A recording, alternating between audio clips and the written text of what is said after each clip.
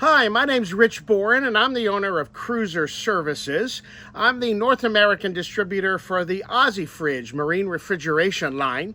And in this video, we're going to talk about the installation of the holding plates and running the copper tube sets. I was working on a Hunter Passage 450 down in La Paz, Mexico. So we made a few videos on the installation process. So this video is going to focus on the eutectic holding plate mounting and running of the copper lines. All right, looking into the galley, this is a 1998 Hunter Passage 450. And we're going to do an OzeFridge conversion. Right now, there's a Grunert system in their two boxes. You have one plate in the refrigerator compartment, and there's one plate in the freezer. And these are both operated by a single big AC compressor. So panning through the galley, we're going to look at the new OzeFridge units that are going in.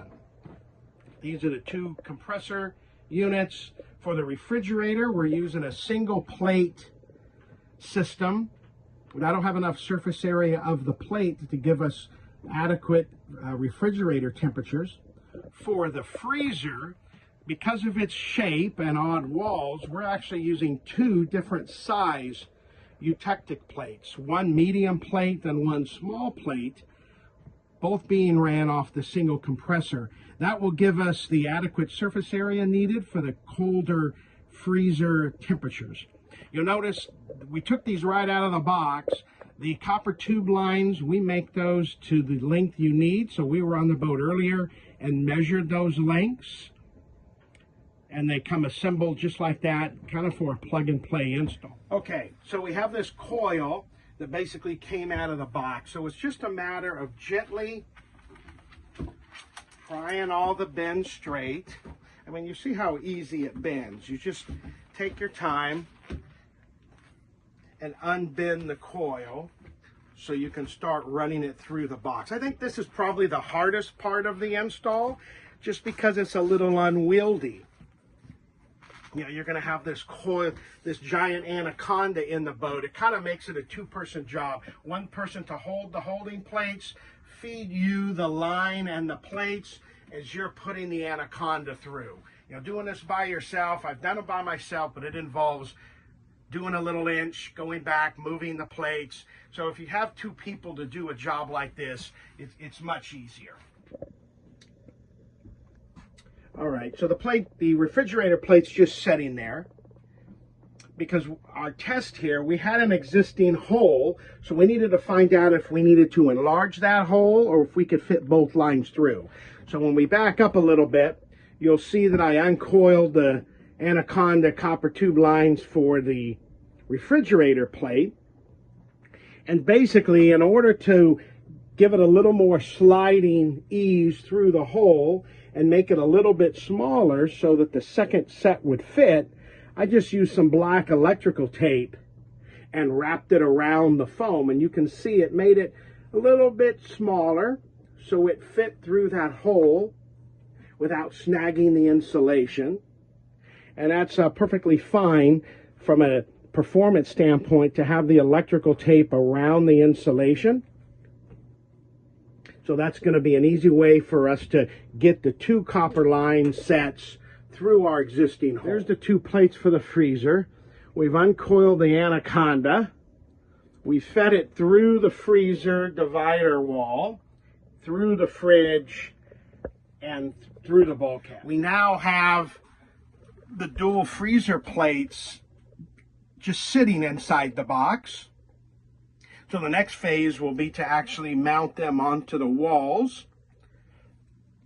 See, and right now they don't have the glycol eutectic solution in them. So they're very light, they're easy to handle and maneuver around. If you put the glycol in first, you have, the heavy plates at the end of the copper tube, which can make it a little more exciting. But this way, life's just a little bit easier. Okay, we're just working on mounting the plates. First, I dry mount them. I don't use any silicone behind the screws.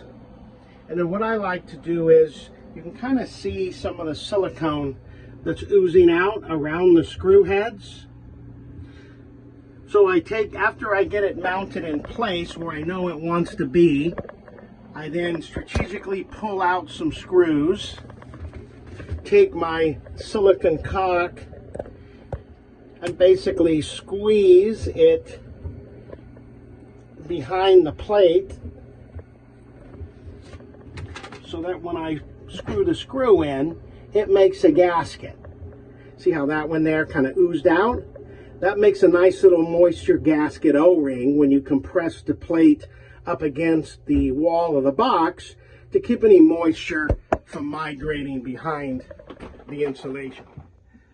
Looking at the top of the holding plate, you'll see this wire here. This isn't the thermostat. The thermostat sensor goes into a thermal well here that goes down to the center mass of the plate. So that's where we're measuring the temperature. What this is, before we put together this insulated foam and put the 2 1/4-inch lines inside, we run a power line. You know, if you want to run a thermal fan inside the box or a light inside the box, this runs and goes back to the compressor unit. If you don't need it, you can clip it off, you can get it out of the way, but it'd be easier to run it when we build this copper line set than for you to try to run it through the foam insulation. So this is just a spare power line running into your box. You can use it for a light or a thermal fan.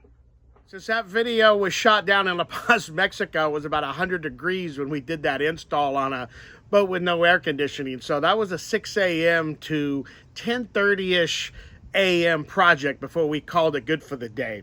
On other videos in this series, I'll show the mounting of the compressor, the filling of the eutectic plates, and go over some other aspects of the installation. If you have any question on this install, or would like to see how an OzeFridge unit would work for your refrigerator and freezer, you can send me an email at rich@cruiserservices.com, or check out the OzeFridge website at OzeFridgeusa.com.